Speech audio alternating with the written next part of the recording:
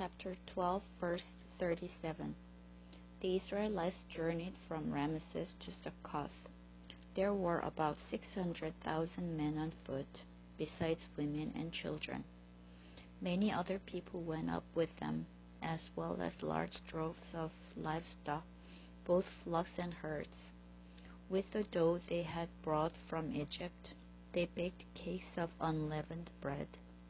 The dough was without yeast, because they had been driven out of Egypt and did not have time to prepare food for themselves.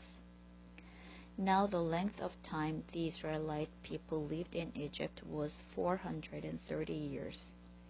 At the end of the 430 years, to the very day, all the Lord's divisions left Egypt, because the Lord kept vigil that night to bring them out of Egypt. On this night, all the Israelites are keep vigil to honor the Lord for the generations to come. The Lord said to Moses and Aaron, "These are the regulations for the Passover. No foreigner is to eat of it. Any slave you have bought may eat of it after you have circumcised him, but a temporary resident and a hired worker may not eat of it. It must be eaten inside one house. Take none of the meat outside the house. Do not break any of the bones. The whole community of Israel must celebrate it. An alien living among you who wants to celebrate the Lord's Passover must have all the males in his household circumcised. Then he may take part like one born in the land. No uncircumcised male may eat of it.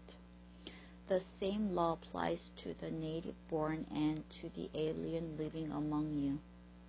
All the Israelites did just what the Lord had commanded Moses and Aaron.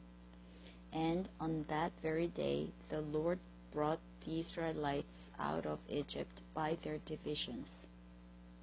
Chapter 13. The Lord said to Moses, "Consecrate to me every firstborn male, the first offspring of every womb among the Israelites belongs to me, whether man or animal." Then Moses said to the people, "Commemorate this day, the day you came out of Egypt, out of the land of slavery, because the Lord brought you out of it with a mighty hand. Eat nothing containing yeast. Today, in the month of Abib, you are leaving. When the Lord brings you into the land of the Canaanites, Hittites, Amorites, Hivites, and Jebusites, the land he swore to your forefathers to give you, a land flowing with milk and honey, you are to observe this ceremony in this month. For 7 days eat bread made without yeast, and on the 7th day hold a festival to the Lord. Eat unleavened bread during those 7 days. Nothing with yeast in it is to be seen among you, nor shall any yeast be seen anywhere within your borders. On that day tell your son, 'I do this because of what the Lord did for me when I came out of Egypt.' This observance will be for you like a sign on your hand and a reminder on your forehead that the law of the Lord is to be on your lips. For the Lord brought you out of Egypt with his mighty hand. You must keep this ordinance at the appointed time year after year. After the Lord brings you into the land of the Canaanites and gives it to you, as he promised an oath to you and your forefathers, you are to give over to the Lord the first offspring of every womb.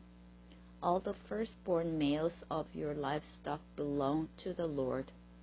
Redeem with a lamb every firstborn donkey, but if you do not redeem it, break its neck. Redeem every firstborn among your sons.